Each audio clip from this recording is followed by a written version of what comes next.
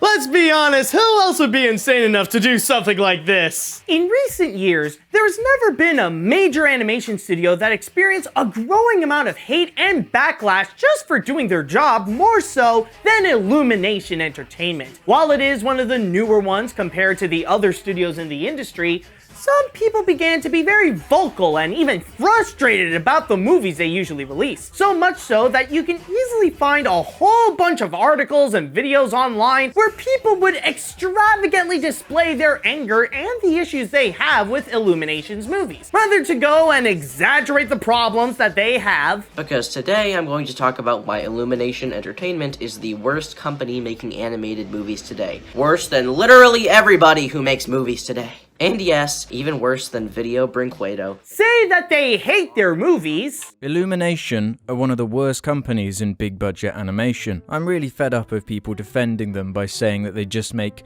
harmless movies that are not worth getting annoyed over. But the fact of the matter is, out of their entire catalogue of films, not a single one of them reaches anything above serviceable or mediocre. Or even state that there's something that's ruining the whole studio. That even though they have enough potential, talent, and resources, they seem okay with making films that play it safe. Why do they continue to appeal to the lowest common denominator? And is it a waste of their artistic talent?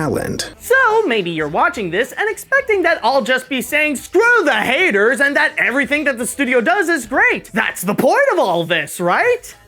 No. Just like how others are just expressing their opinion regarding the cons of Illumination, I'm gonna talk about what I think are the pros of the studio. Maybe I'll argue about some of the points that go against them, but my goal is not to say that they don't have these problems, but rather to bring up the strengths of the studio for the purpose of spicing up the discussion of Illumination. There are plenty of cons out there that people can use. Why not throw in some pros to make things interesting? Now, before I get things started, I want to put up a big disclaimer. What you are about to see and hear is based on my opinion on the subject. If you have any different thoughts on the studio or the movies I'll be talking about, that's perfectly fine. We don't have to enjoy and hate the same things. So don't take what I say here so personally. I know, yes, I feel absolutely ridiculous saying that, but in the age of the internet, it's best to have it out there because some people act like hearing a different opinion on anything can be like a serious crime. And I've been doing this long enough to know that this especially applies to opinions on kids' movies. So, with that out of the way, what are the good things about Illumination Entertainment? Well, let's find out. I'll start this off with what could arguably be their biggest strength, something that they've usually been consistently strong with their features, and I'm talking about their characters. A common criticism with Illumination is that they don't know how to make a good story. Often they come out as weak and unoriginal, and sometimes can resemble too much like other animated films that did it better. However, in order to make things up and have audiences engage with the adventure, the stories become a lot more character-driven. The filmmakers know how they want to craft their characters and present them to the public, so they shift the focus to have it be more about them, so that people can take the time to know them. As for the characters themselves, there can be a variety of reasons of how they are so beloved. They can be well written with a strong development. Their personalities have a lot of charm. The performances from the actors can be top notch. The comedy they deliver can be very effective. Or it could be a combination of many of these things. But the point is, Illumination, more so than most other animation studios, knows the formula of crafting an enjoyable character that audiences can connect with. And the best advantage of that is that they can be capable of forming a prominently large cast and know the balance between quantity and quality so that they can each stand well on their own. Something that many animated films would try and fail hard. Now, this is not to say that all of their characters are great. They did make a few duds, and it can often be a mixed bag. You'll have some that are good and others that can be, at worst, forgettable. However, you always get that one exception that ends up becoming the show stealer of the movie. The one that somehow really stands out from the rest, even when the film would have so many characters already, and they don't have to be the lead. A great example of this would have to be in their 2016 film, Sing. Already, Sing has a huge all-star cast that they would constantly shift the focus on. Some don't work as well, and others help make the film feel enjoyable. But for me, the one character I'll always remember and make the movie worth it was Johnny. In the case of Johnny, he's in a very tough spot where he has to make the decision for his future, either to follow his dad's footsteps in organized crime or to follow his passion as a singer. Regardless of what he chooses, he would have to make a major sacrifice that would crush part of his soul and would be a big obstacle from knowing what he truly wants for himself. I want to be a singer. Singer? Look, Dad, no, it's okay, I can get the bail money. There's a prize, it's $100,000. As a result, it becomes the most heartfelt moment of the film to see both the relationship of him and his dad and his process of working on his big musical number that even made me shed a tear when watching the movie. But again, that's just one example. Other Illumination films also have the ability of making audiences leave with at least one favorite character because they either capture their hearts or they're downright hilarious. Rather it be Gidget or Snowball from The Secret Life of Pets, or the little girls or Balthazar Brat from the Despicable Me films. But speaking of hearts, that's also another signature element from Illumination that's one of their biggest strengths. In order for audiences to connect with their characters, they don't just focus on having them deliver some goofy gags, but to also work on having an emotional bond with them. Other animated films would try to do the same to have a tender moment, but they end up being very brief in order to fill the grand majority of itself with stupid jokes. Illumination, on the other hand, understands the balance of when it's time to be funny and when to have an emotional moment. How the characters feel plays a bigger part in the story than the journey itself. This is why the Despicable Me franchise was so successful for years and managed to gather a massive fan base. While most would remember the Minion shenanigans, it's the tender scenes between Gru and his new family that won a lot of people's hearts. The concept of the franchise is that this comical villain finds himself having to raise 3 orphan girls and then later have a wife, and would have to learn about putting their needs before his own as he starts to bond with them. Though while you sleep, we are apart. Your mommy loves you with all her heart. Also, what many seem to forget is that even the Minions can have some heartfelt moments. Sure, they're known as the mascots and the comic reliefs of the movie, but they also have times when we see them as legitimate characters that have an emotional relationship with Gru. People know Illumination Entertainment as a successful animation studio that makes family-friendly comedies, but a key to their success is that they are family-friendly comedies with a lot of heart. But then comes another element that would be often brought up regarding a common issue people have with Illumination: the animation. One of the biggest complaints about the studio is the way that it plays it safe in order to have safe results. Now, it is true that the studio was never recognized for taking risk or trying something new with the medium, but that doesn't mean that the efforts made by the animators here should be looked down upon. I would say that in general, they usually produce some good animation. Not great, but still something that can hold some quality and have a bit of creativity with its own subject matter. In fact, some of their movies do have some visual highlights that does give the movie a good look. Rather it be the creative gadgets in Gru's possession in the Despicable Me films, or the grand New York atmosphere of The Secret Life of Pets. However, what could arguably be the best animation they've produced are the ones in their Dr. Seuss films. Ironically, I would say that if there's one thing that Illumination doesn't know what to do, it's how to adapt a Dr. Seuss story into a feature film. So much so that I count both The Lorax and The Grinch as their weakest movies. But visual-wise, they are the ones that show the most potential of Illumination's creativity. Highly colorful, large and immersive environments, broad character animation to help express either their emotions or the comedy, and designs that can sometimes stay true to the original art of Seuss.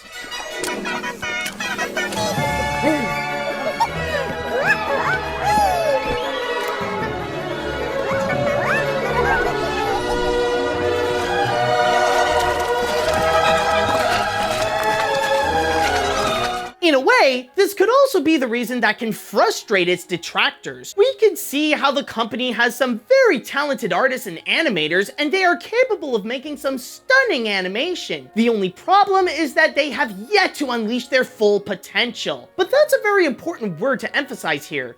They have yet to unleash it. No one knows what will happen in the future, and you never know what's going to be the next animated feature that the public will consider to be the next best thing. Neither do we know who it's going to be from. So it could be possible that one day, Illumination could come in with something that's completely different than their other movies and would be highly beloved by both critics and audiences. I know that it might sound like a fantasy, especially when they keep surrounding themselves with pets and minions, but there is one animation studio that proved to the world that this could happen to anybody, even right after they were at their lowest point. Allow me to bring up Sony Pictures Animation as an example. For the most part of its lifetime, Sony Animation was considered by many moviegoers as lower tier amongst the major animation studios, producing movies that can only get up to mediocre at best, like Open Season, Hotel Transylvania, and The Smurfs. However, at the same time,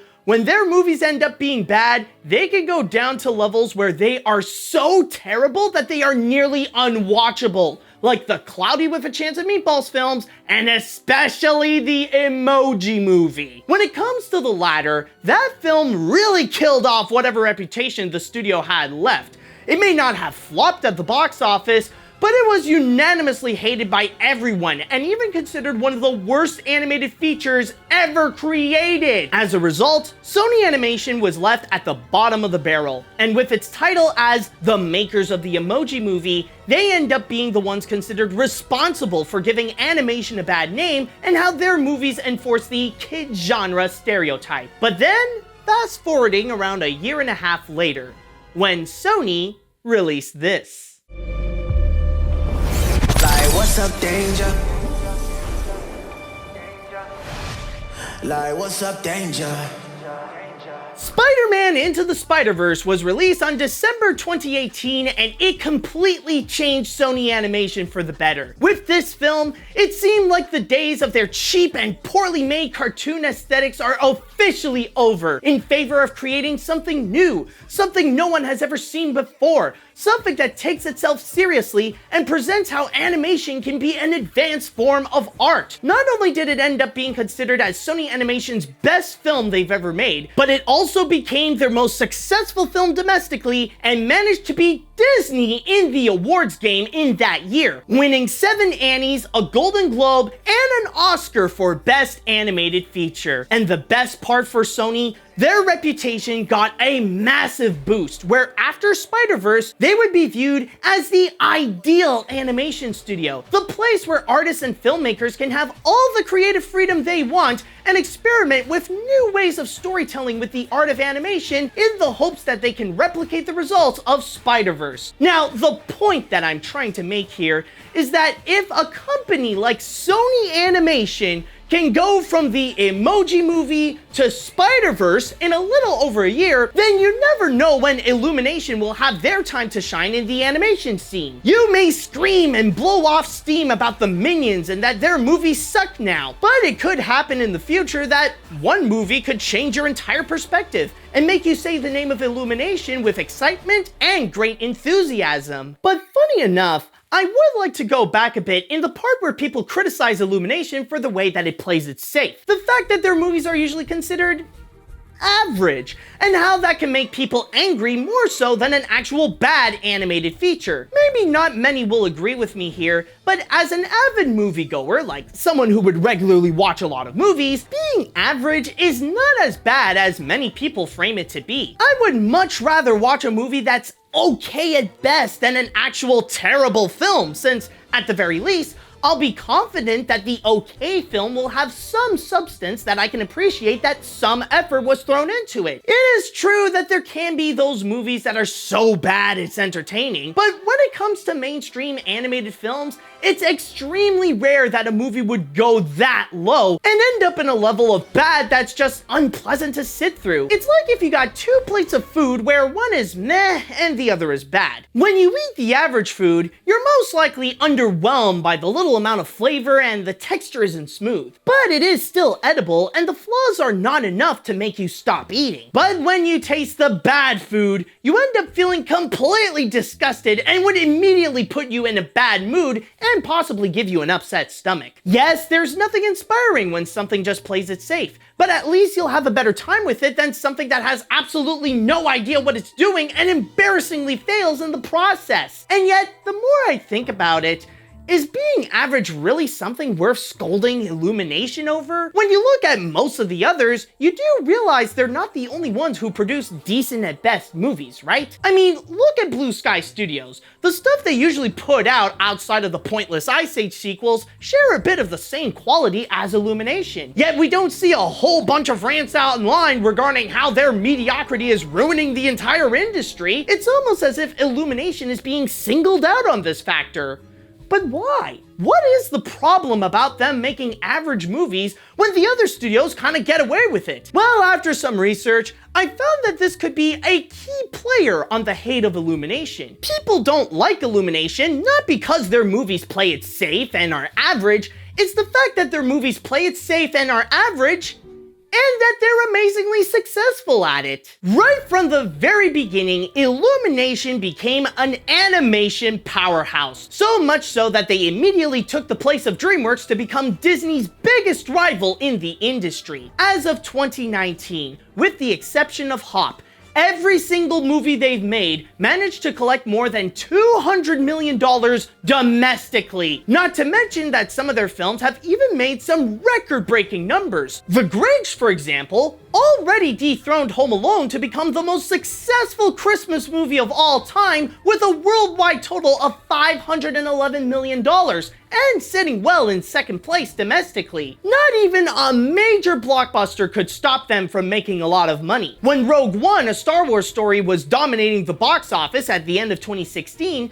Sing was right behind them the whole time and still managed to be highly profitable, resulting in it becoming the most successful movie that never got to #1 at the box office. And then you have Despicable Me, who managed to steal as many records as possible as if they were the moon. The 2015 spin-off film Minions alone made history by being the first ever non-Disney animated film to cross $1 billion worldwide, and it was once the second highest grossing animated feature ever before Incredibles 2 came in. But on top of that, the movies together also broke some records by being the first animated franchise to have 2 films cross $1 billion with both Minions and Despicable Me 3, and it even kicked out Ice Age in order to officially become the highest grossing animated franchise in history. And keep in mind, as I'm recording this, they've managed to beat out the record with just 4 movies. Minions 2 has yet to come out to help really solidify that record for the franchise. So, with the movies making extraordinary numbers at the box office, it really does reveal a whole lot about some people's distaste for Illumination. Their success could be said to be the fuel of the backlash, that it's not fair for a movie like Minions to earn more money than many other films that are far superior to 90 minutes worth of gibbering Twinkies. I've seen this happen plenty of times when a movie's success would upset some people, and the one question I would like to ask for them is, has the box office always been fair? Now, we always have this mindset that we like to see justice be served, that things end up getting what they deserve. In the case of movies, it does happen when an acclaimed picture would make a lot of money and the bad ones would end up as a flop. But at the same time, it is equally as common to see an amazing movie not get the amount of attention it deserved and a terrible movie with no effort put into it become massively successful. Also, when it comes to the box office, it does raise the question on who should be responsible to when a movie becomes a hit. Is it the movie itself, the marketing, or the audience that bought a ticket to see the film? If you spent money on seeing a movie and became upset that it was a big hit, then part of the blame would go to you because the studio succeeded in convincing you to see their movie in theaters. Another factor in the hate on Illumination's success was tough to find the right words to describe it, but the best I could use is that it's all part of the underdog mentality. Yes, I know that it means to root for the unlikely one to win, but it also has a lot of layers that makes its definition more complex than it seems. While it does mean that people are most likely to view the ones at the bottom as the heroes, it also means that they would view the ones at the top as the villains, the bad guys who serve as the obstacle for the little guy to get through in order to have its moment of glory, and to make the underdog's victory all the better. And since Illumination has the title of the most successful non-Disney animation studio, it goes to show that heavy is the head that wears the crown. So with the combination of the fairness that I talked about earlier, it's also the title itself that people hate, regardless of who gets it. If Sony Animation, Paramount, or Blue Sky would be in Illumination's position with the kind of films they usually put out, then they would be experiencing the same kind of backlash as well. On top of that, it's that title that also makes it acceptable for many to not hold back on the hate and really attack them hard. If they get so much fame and success from their movies, then some would want to balance that by giving them a very hard time and paint them as the worst things to happen to animation since the downfall of hand-drawn. And this is the kind of attacks that are only acceptable to those who are on top. Most would find it very uncool if you treat less successful studios the same way some would treat Illumination.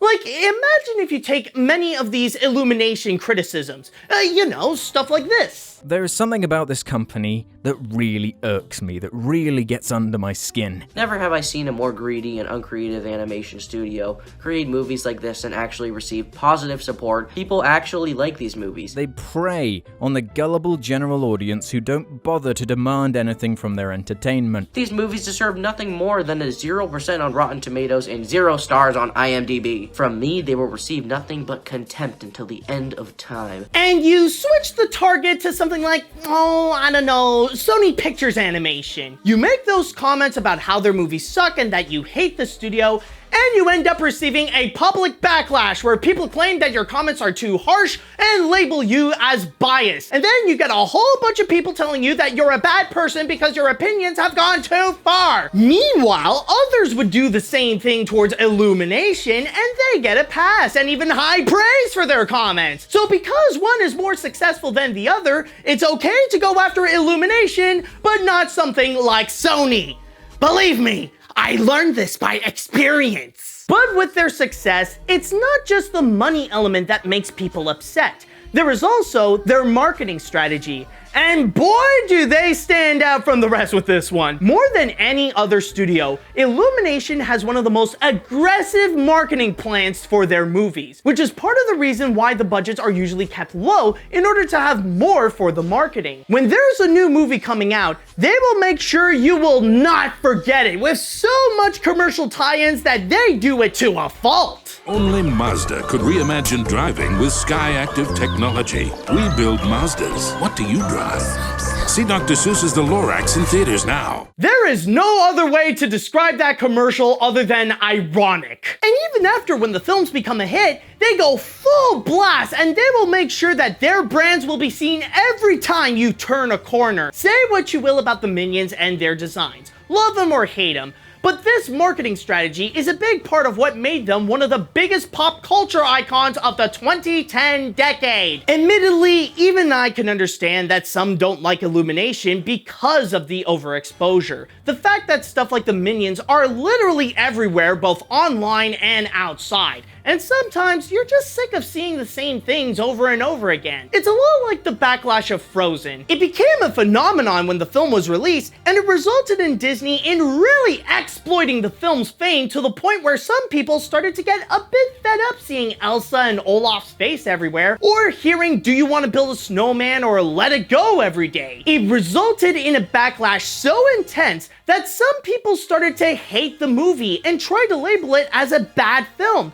And that's where I feel like the anger would go a bit too far. Hating the overexposure is one thing, but attacking the movie for it is a bit unnecessary. And the saying goes for Illuminations films. Yes, they're everywhere, but should the movies themselves be punished for that instead of looking at it for its own quality? You know, just a bit of a food for thought. Overall, while many have expressed about their problems about Illumination, it shouldn't overshadow that they have some strengths as well. And while their movies won't be considered the best of the year, there are some good qualities about them. They know how to craft memorable characters. They know how to put in heartwarming moments to win audiences over emotionally. And while they mostly do play it safe, that doesn't make it a bad thing, and sometimes there are some great creative things that do come out of it. Of course, a lot of the hate would stem from the fact of how they are so unfairly successful and that their marketing makes it feel like they're everywhere. But at the same time, their success shouldn't necessarily be viewed as a bad thing. In an age where box office flops are becoming more common and what feels like only superhero movies can get the spotlight, Illumination, along with Disney and Pixar, is a key player in showing the world that animation can still be a highly profitable